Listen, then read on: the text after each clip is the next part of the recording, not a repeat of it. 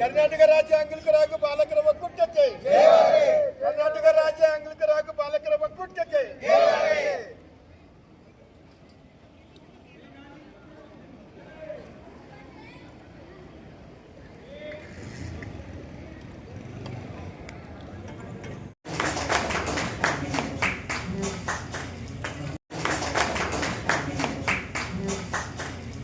ಅದೇ ರೀತಿಯಾಗಿ ಈ ದಿನ ವಿಜಯಪುರ ಜಿಲ್ಲಾ ಅಂಗವಿಕಲ ಕ್ಷೇಮ ಅಭಿವೃದ್ಧಿ ಸಂಸ್ಥೆಯಿಂದ ವಿಶ್ವ ವಿಕಲಚೇತನ ದಿನಾಚರಣೆ ಕಾರ್ಯಕ್ರಮವನ್ನು ಹಮ್ಮಿಕೊಳ್ಳಲಾಗಿದೆ. ಪ್ರತಿಯೊಂದು ವರ್ಷ ಕಾರ್ಯಕ್ರಮವನ್ನು ಮಾಡ್ತಾ ಇದ್ದಾರೆ. ನಾ ಬಂದಂಥ ಪ್ರೈಮರಿ ಸ್ಕೂಲ್ ಟೀಚರ್ನ ಒಂದು ಸಂಸ್ಥೆಗೆ ಹೋಗ್ತೀರಿ, ಒಂದು ಕಡೆ ಹೋಗ್ತೀರಿ, ಅಲ್ಲಿ ಒಂದು ಆಫೀಸ್ಗೆ ಹೋಗಿ ಕೇಳ್ತೀರಿ, ಅವ ಹಿಂಗೆ ಹಂಗಂತ ಅದು ಅರ್ಧಂಬರ್ಧ ತಿಳ್ಕೊತೀರಿ, ಬಂದ್ಬಿಡ್ತೀರಿ. ಅವ್ರ ಆಫೀಸರ್ ಸರಿ ಮಾತಾಡೋಂಗಿಲ್ಲ, ಅಲ್ಲಿ ಹೋಗಂಗಿಲ್ಲ, ಅದರಲ್ಲಿ ನಮ್ಮ ಬೆನಿಫಿಟ್ ಇಲ್ಲ, ನಮ್ಮ ಫಾಯ್ದೆ ಇಲ್ಲ. ಅದು ಬಿಡಬಾರ್ದು. ನೀವು ಪ್ರತಿಯೊಂದು ಆಫೀಸ್ಗೆ ಹೋಗ್ರಿ, ನಿಮ್ಗೆ ಭಾಳಷ್ಟು ಸಹಾಯ, ಭಾಳಷ್ಟು ಧನ ಸಹಾಯ ಆಗಲಿ, ಆರ್ಥಿಕ ಪರಿಸ್ಥಿತಿಯಲ್ಲಿ ನಿಮ್ಗೆ ಉದ್ಯೋಗ ಸಹಾಯ ಆಗಲಿ, ಪ್ರತಿಯೊಂದು ಸಹಾಯದಲ್ಲಿ ಅಂಗವಿಕಲರಿಗೆ ಮಹತ್ವವಾದ ಸ್ಥಾನ ಕೊಟ್ಟಿದ್ದಾರೆ. ಅದಕ್ಕಾಗಿ ನೀವೇನು ಮಾಡಬೇಕು, ಪ್ರತಿಯೊಂದು ಆಫೀಸ್ಗೆ ಹೋಗ್ಬೇಕು. ನೀವು ಗೌರ್ಮೆಂಟ್ ಬರುವಂಥದ್ದು, ಸಂಸ್ಥೆಗಳಿಂದ ಬರುವಂಥದ್ದು ಬೆನಿಫಿಟನ್ನು ಪಡೆದುಕೊಳ್ಬೇಕು. ನೀವೆಲ್ಲರೂ ಅಡ್ಡಾಡಿ, ಯಾಕಂದ್ರೆ ಹೋಗ್ಬೇಕು. ಮುಖ್ಯಸ್ಥರು ಇರ್ತಾರಲ್ಲ, ಅವರು ಕೂಡ ಬೇರೆ ಬೇರೆ ಸಂಸ್ಥೆಗೆ ಹೋಗಿ ಸೌಲಭ್ಯಗಳು ಪಡೀರಿ, ಮತ್ತು ಅವ್ರ ಸಹಾಯವನ್ನು ಪಡೀರಿ. ಮತ್ತು ನೀವು ಗೌರ್ಮೆಂಟ್ಲಿಂದ ಬರುವಂಥ ಸೌಲಭ್ಯಗಳು ಏನೇನೋ ನೀವು ಮೊದಲು ತಿಳ್ಕೊಂಡು ಇನ್ನೊಬ್ರಿಗೂ ಕೂಡ ತಿಳಿಸ್ರಿ. ಯಾಕಂದ್ರೆ ಅವ್ರಿಗೆ ಗೊತ್ತಾಗಂಗಿಲ್ಲ ಏನು ಮಾಡ್ಬೇಕು, ಏನು ಏನು ಕೊಡಂಗಿಲ್ಲ, ಬಿಡು, ಏನು ಮಾಡ ನಮ್ಗೆ ಕೊಡಲಿ ಬಿಡಲಿ, ನಮ್ಗೆ ಸಿಗಲಿ ಬಿಡ್ಲಾರ್ದೆ ಇರಲಿ, ಆದರೂ ಕೂಡ ನೀವು ಅಂಗವಿಕಲರ ಬಗ್ಗೆ ಇರುವಂಥ ಯೋಜನೆಗಳನ್ನು ನೀವು ಸಂಸ್ಥೆಯಿಂದ ಆಗಲಿ ಗೌರ್ಮೆಂಟ್ಲಿಂದ ಆಗಲಿ ಎಲ್ಲಿ ಬರುತ್ತದೆ, ಏನು ಮಾಡಬೇಕನ್ನು ತಿಳ್ಕೋಬೇಕು. ಮತ್ತು ಈಗ ನಾವು ಅನುಭವಿಸಾಕತ್ತೀವಿ, ನಾವು ಅಂಗವಿಕಲರಾಗಿ ನಾವು ಅನುಭವಿಸತ್ತಿಲ್ಲ. ಅದೇ ರೀತಿಯಾಗಿ ಮುಂದೆ ಬರುವಂಥ ಪೀಳಿಗೆ, ಮುಂದೆ ಬರುವಂಥ ಜನರು ಕೂಡ ಇದನ್ನು ಅನುಭವಿಸಬಾರ್ದು, ಅವ್ರಿಗೆ ಕಷ್ಟ ಆಗೋದು. ಯಾಕಂದ್ರೆ ಈಗ ನೀವು ನಡಿಬೇಕಾದ್ರೆ ನಿಮ್ಮ ಮೊದಲ ಕಟ್ಟಿಗೆ ಹಾಕಿ ನಡೀತಿದ್ರಿ, ಬರ್ತಾ ಈಗ ಗಾಡಿ ಬಂತು. ಅದೇ ರೀತಿ ನೀವು ಹೆಂಗೆ ಅನುಕೂಲ ಆಗಿರಲ್ಲ, ಹಾಗೆ ಇನ್ನೂ ಬರುವಂಥ ಮಕ್ಕಳು ಕೂಡ ಮುಂದೆ ಅವ್ರಿಗೂ ಕಷ್ಟ ಆಗೋರು ಅನ್ನೋದಕ್ಕೆ ನೀವು ಕಂಡು ಹಿಡಿಬೇಕು. ನೀವು ಯೋಜನೆಗಳು ಕಂಡು ಹಿಡಿಬೇಕು. ಅದಕ್ಕೆ ಏನು ಮಾಡಬೇಕು, ಪ್ರಯತ್ನ ಪಡಬೇಕು. ನಾವು ನೋಡು ಕಲಿಯೋದು ನಮ್ಗೆ ಸಾಯುತ್ತನೇ ಇರ್ತದೆ. ನಾವೇನು ತಿಳ್ಕೊತೀವಿ, ಆಯಿತು ಒಂದು ಹಕ್ಕುಗಳ ಅಧಿನಿಯಮ, ಆ ಅಧಿನಿಯಮದ ಸಂಖ್ಯೆ 49.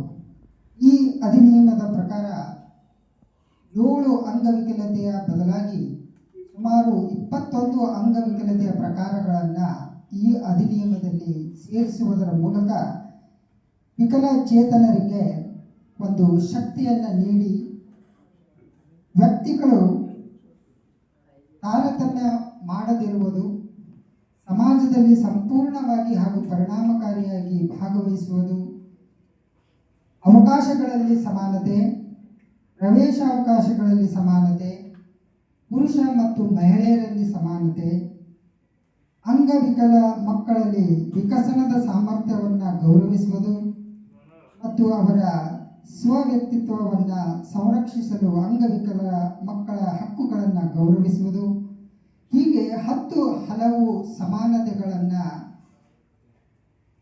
ಆ ಸಮಾನತೆಗಳಿಗೆ ಪ್ರೋತ್ಸಾಹವನ್ನು ಮತ್ತು ಶಕ್ತಿಯನ್ನು ನೀಡುವಂತಹ ಅಧಿನಿಯಮ ಈ 2016ರ ಕಾನೂನು ಇದೆ. ಅಂಗವಿಕಲತೆಯೇ ಒಂದು ಶಾಪ. ಈ ಕಾರ್ಯಕ್ರಮಕ್ಕೆ ಆಗಮಿಸಿದಂಥ ಜಿಲ್ಲೆಯ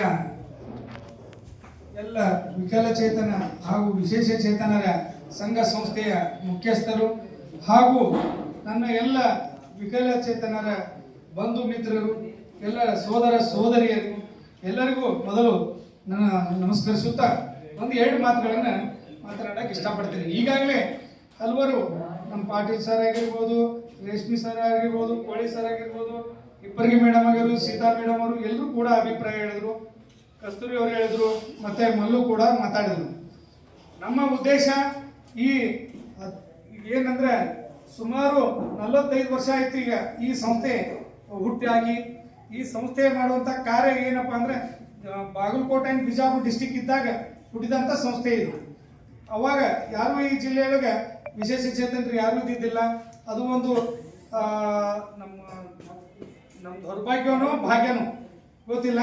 ಅವಾಗ ನಮ್ಮ ತಂದೆಯವರು ಈ 2 ಡಿಸ್ಟಿಕ್ ಇದ್ದಾಗ ಒಂದು ಈ ಸಂಸ್ಥೆಯನ್ನು ಮಾಡಿದ್ದಾರೆ.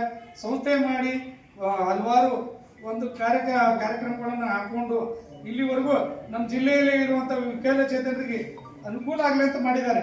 ಈಗ ನಮ್ಮ ಉದ್ದೇಶ ಆದರೂ ಕೂಡ ಏನಂದ್ರೆ ನಾವೆಲ್ಲರೂ ನಮ್ಗೆ ಇನ್ನೊಂದು ಫಸ್ಟ್ ಎಲ್ರಿಗೂ ಒಂದು ವಿಷಯ ಹೇಳ್ತೀನಿ. ಈ ನಮ್ಮ ಬಿಜಾಪುರ ಜಿಲ್ಲಾ ಅಂಗವಿಕಲರ ಕ್ಷೇಮಾಭಿವೃದ್ಧಿ ಸಂಸ್ಥೆ ಅದೇ ಅಂದ್ರೆ ಮತ್ತೊಂದು ಸಂಸ್ಥೆ ಮಾಡಬಾರ್ದಂತ ನಮ್ಮ ಇಚ್ಛೆ ಎಂದೂ ಇಲ್ಲ.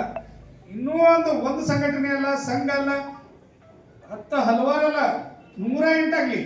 ಬಟ್ ಒಂದೇನಪ್ಪ ಅಂದ್ರೆ ಯಾವುದೋ ಒಂದು ವಿಕಲಚೇತನರ ಸಮಸ್ಯೆಗಳಾಗ್ಲಿ ಅಥವಾ ಒಂದು ಏನೋ ಒಂದು ಕಾರ್ಯವನ್ನು ಮಾಡಕತ್ರ ಎಲ್ಲರೂ ಒಗ್ಗಟ್ಟಾಗಿ ಮಾಡೋದು, ಅದು ನಮ್ಮ ಬಲವನ್ನು ಸರ್ಕಾರಕ್ಕೆ ತೋರ್ಸಾಕ. ಯಾಕಂದ್ರೆ ನಾವೇ ಡಿವೈಡ್ ಆದೇವಂದ್ರೆ ಅದು ಹೇಗಂತಾರೆ, ಒಂದು ಕುಟುಂಬ ಒಳಗ ಈ ಕುಟುಂಬ ಹೊಡಿತದ ಗೊತ್ತಾನೆ, ಅಂತಂದು ಹೊಡೆದ್ರೆ ಅಕ್ಕವಾದ ಎಲ್ಲರೂ ಹೋದ್ರಂತೆ. ಹಂಗ ಕುಟುಂಬ ಹೊಡೆದೋದ್ರಪ್ಪ ಅಂದ್ರೆ ನಮ್ಮ ವಿಶೇಷ ಚೇತನರಲ್ಲಿ ಬಲ ಇರಂಗಿಲ್ಲ.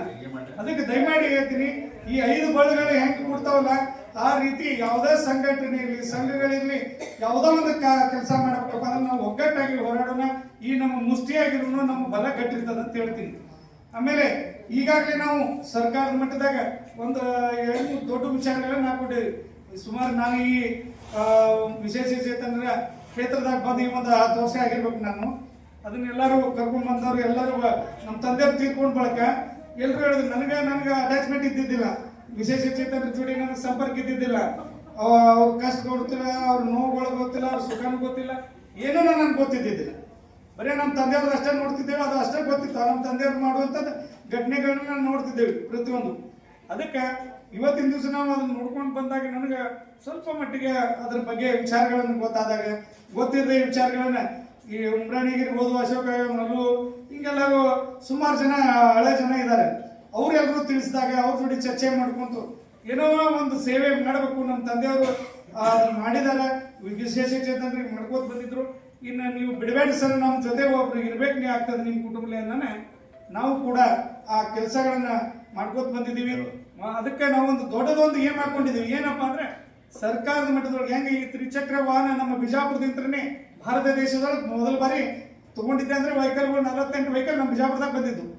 ಅದಕ್ಕೆ ಈ ಕೂಡ ನಮ್ದು ಏನದಂದ್ರೆ ಸರ್ಕಾರಿ ಹಾಗೂ ಅರೆ ಸರ್ಕಾರಿ ಇಲಾಖೆಗಳಲ್ಲಿ ನಮ್ಮ ವಿಕಲಚೇತನರನ್ನ ಕಂಪಲ್ಸರಿ ಒಂದು 2 ತಗೋಬೇಕಾದ್ರೆ ಎಲ್ಲ ಇಲಾಖೆ ಒಳಗೆ ಅಂದ್ರೆ ಪ್ರೈವೇಟ್ ಈ ಕಾಲೇಜ್ಗಳು ಬಂತು, ಶುಗರ್ ಫ್ಯಾಕ್ಟ್ರಿ ಬಂತು, ಎಲ್ಲ ಫ್ಯಾಕ್ಟ್ರಿಗಳು ಬಂತು, ಯಾವ ಡೆನಿ ಫ್ಯಾಕ್ಟ್ರಿ ಎಲ್ಲ ಹಲವಾರು ಎಲ್ಲ ಇದ್ರಾಗೂ ತಗೊಂಡ್ರಪ್ಪ ಅಂದ್ರೆ ನಮ್ಮ ವಿಶೇಷ ಚೇತನರು ಅವ್ರು ಸ್ವಲ್ಪ ತಮ್ಮ ಕುಟುಂಬ ನಿರ್ವಹಣೆ ಮಾಡಕ್ ಅನುಕೂಲ ಆಗ್ತದ. ಸರ್ಕಾರಕ್ಕೆ ನಮ್ದು ಏನದಂದ್ರೆ ಉದ್ದೇಶ ಇಟ್ಕೊಂಡಿದ್ದಂದ್ರೆ ಪ್ರಥಮ ಬಾರಿ ವಿಜಯಪುರ ಜಿಲ್ಲೆಯಲ್ಲಿ 50% ಒಳಗೆ ಇರುವಂತ ವಿಕಲಚೇತನರು ನನ್ನ ಪೆನ್ಷನ್ ಬ್ಯಾಡ್ ಅನ್ಬೇಕು ಅನ್ನೋ ಒಂದು ಉದ್ದೇಶ. ಎದಕ್ಕಪ್ಪ ಅಂದ್ರೆ ಈಗ 1500 ಒಂದು 800 ರೂಪಾಯಿ ನಾವು ಪೆನ್ಷನ್ ತಗೋತೀವಿ. ಆ ಪೆನ್ಷನ್ ನಾನು ಬಿಟ್ಟೆವಂದ್ರೆ ನಮ್ಮ ಉಳಿಕಿದಂತ 75% 100% ವಿಶೇಷ ಚೇತನರಲ್ಲ ಅವ್ರಿಗೆ ಹೋಗ್ಲಿ. ನಮ್ಮ ಉಳಿಕಿದ ಅಂಗವಿಕಲರಿಗೆ ಒಂದು ನೌಕರಿ ಸಿಕ್ತಪ್ಪ, ಸರ್ಕಾರಿ ಹಾಗೂ ಅರೆ ಸರ್ಕಾರಿ ಇಲಾಖೆಗಳು ಸಿಕ್ತಂದ್ರೆ ಕಮ್ಮಿ ಅಂದ್ರೆ ಒಂದು 15,000 ಪೇಮೆಂಟ್ ಇರ್ತದೆ. ಅದ್ರೊಳಗೆ ಈಗ 800 ತಗೊಳ್ಳೋದು ಒಳ್ಳೇದನ್ನ, 15,000 ತಗೊಳ್ಳೋದು ಒಳ್ಳೇದನ್ನ. ಅದಕ್ಕೆ ನಮ್ಮ ಉದ್ದೇಶ ಏನಂದ್ರೆ ಅವ್ರ ಕಾಲ್ ಮೇಲೆ ನಿಂದಿರ್ಬೇಕು, ಅವ್ರ ಗೌರವಯುತವಾದ ಜೀವನ ನಡೆಸಬೇಕು ಅನ್ನೋದೊಂದು ಉದ್ದೇಶ. ಯಾಕಂದ್ರೆ ಒಬ್ರಿಗೆ ಈಗ ನಮ್ಮ ವಿಶೇಷ ಚೇತನರೊಳಗೆ ಹೆಣ್ಮಗಳಾಗ್ಲಿ ಗಂಡ್ಮಗಳಾಗ್ಲಿ ಮದುವೆ ಆಗ್ಬೇಕಪ್ಪ ಅಂದ್ರೆ ಏನ್ ಆಶ್ರಯ ಇಲ್ಲ ಅಂತೇಳಿ ಯಾರು ಮದುವೆ ಆಗಂಗಿಲ್ಲ, ಹೆಣ್ ಕೊಡಂಗಿಲ್ಲ, ಗಂಡು ಕೊಡಂಗಿಲ್ಲ. ಅದು ಈ ಸಮಸ್ಯೆಗಳು ಬಹಳ ಅದಾವ. ಅದಕ್ಕೆ ಅಟ್ಲೀಸ್ಟ್ ಅವ್ರಿಗೆ ಒಂದು ನೌಕರಿ ಇತ್ತಪ್ಪ ಅಂದ್ರೆ ಯಾವುದೇ ಟೆಂಪರರಿ ಇರಲಿ, ಅವರಿಗೆ ಒಂದು ಹೆಣ್ಣು ಕೊಡೋದಾಗ್ಲಿ, ಗಂಡಿದ್ದವ್ರಿಗೆ ಹೆಣ್ಣು ತಗೊಳ್ಳೋದಾಗ್ಲಿ ಅದು ಆಗ್ತದೆ. ಅವ್ರಿಗೊಂದು ಒಳ್ಳೆ ಕುಟುಂಬ ನಿರ್ವಹಣೆ ಮಾಡಕ್ ಅನುಕೂಲ ಆಗ್ತದೆ ಅಂತ ಇದು ಒಂದು ಫೈಟ್ ನಡೆಸಿದ್ದೀವಿ. ಈಗಾಗಲೇ ರೀಸೆಂಟ್ ಮೊನ್ನೆ DC ಅವ್ರ ಜೊತೆ ಚರ್ಚೆ ಮಾಡಿದ್ದೀವಿ. ನೀವು 2 ಕೊಡ್ಲಿಲ್ಲ ಅಂದ್ರೆ ಒಂದು ಇಲಾಖೆ ಒಳಗೆ 1 ಪೋಸ್ಟ್ ನಮ್ಗೆ ಬೇಕಂತ ಹೇಳಿದ್ವಿ. ಅದಕ್ಕೆ ಅವ್ರ ಪತ್ರ ವ್ಯವಹಾರ ಕೂಡ ಆಲ್ರೆಡಿ ಮೊದಲಾಗಿದೆ. ಈ ರೀಸೆಂಟ್ದು ಪತ್ರ ವ್ಯವಹಾರ ಮಾಡ್ತೀನಿ ಅಂತ ಹೇಳಿದ್ದಾರೆ. ನಮ್ಮ ಉದ್ದೇಶ ಎಲ್ಲಾ ಜಿಲ್ಲೆಯಲ್ಲಿ ಇರುವಂತಹ ಪ್ರತಿಯೊಂದು ಅಂಗವಿಕಲರು ನಾವು ಎಲ್ಲರೂ ಒಂದೇ ಒಂದು ಕುಟುಂಬದ ಸದಸ್ಯರು. ನೀವು ಹಲವಾರು ಸಂಘಗಳ ಮಾಡ್ರಿ, ಸಂಘಟನೆ ಮಾಡ್ರಿ, ಏನೇ ಮಾಡ್ರಿ, ಅದು ನಿಮ್ಮ ವೈಯಕ್ತಿಕ ಕೆಲಸಕ್ಕೆ ಮಾಡ್ಕೊಡ್ರಿ, ಅಥವಾ ನೀವು ಮಾಡುವ ಸಮಾಜಕ್ಕೆ ಕೆಲಸ ಬಂದಾಗ ಎಲ್ಲರೂ ಒಗ್ಗಟ್ಟಾಗೋಣ. ಒಗ್ಗಟ್ಟಾಗಿ ನಮ್ಮ ಒಗ್ಗಟ್ಟಿನ ಬಲ ಇದ್ರೆ ಮಾತ್ರ ಸರ್ಕಾರ ಹೆದರ್ತದೆ, ತಲೆಯಾಗಿರ್ಲಿ. ಆಮೇಲೆ ಈಗಾಗಲೇ 2016 ಆಕ್ಟ್ ಪ್ರಕಾರ ಅದ್ರ ಬಗ್ಗೆ ಪ್ರತಿ ಇಲಾಖೆಗಳಲ್ಲಿ ಬರುವಂತ ಸೌಲಭ್ಯಗಳನ್ನ, ಆಮೇಲೆ ಈಗ SC/ST ಮಾದರಿಯಲ್ಲಿ ನಮ್ಗೆ ಹೆಂಗಂದ್ರೆ SC/ST ಒಳಗೆ ಹೆಂಗ ಹೀಯಾಳಿಸಿ ಅವಹೇಳನಕಾರಿಯಾಗಿ ಮಾತನಾಡಿದ್ರೆ ಮತ್ತ ಅದು ಹೆಂಗ್ ಕೇಸ್ ಆಗ್ತದೆ, ಹಂಗ ನಮ್ಮ ವಿಶೇಷ ಚೇತನರದು ಕೂಡ ಒಂದು ಈ ನಮ್ಮ 2016 ಆಕ್ಟ್ ಕಾನೂನು ಅದ. ಮತ್ತೆ ಇನ್ನೊಂದು ವಿಷಯ ಹೇಳ್ಬೇಕಂದ್ರೆ ರಾಜ್ಯದಲ್ಲಿ ಪ್ರಥಮ ಬಾರಿ ನಮ್ಮ ವಿಶೇಷ ಚೇತನರ ಇವತ್ತಿನ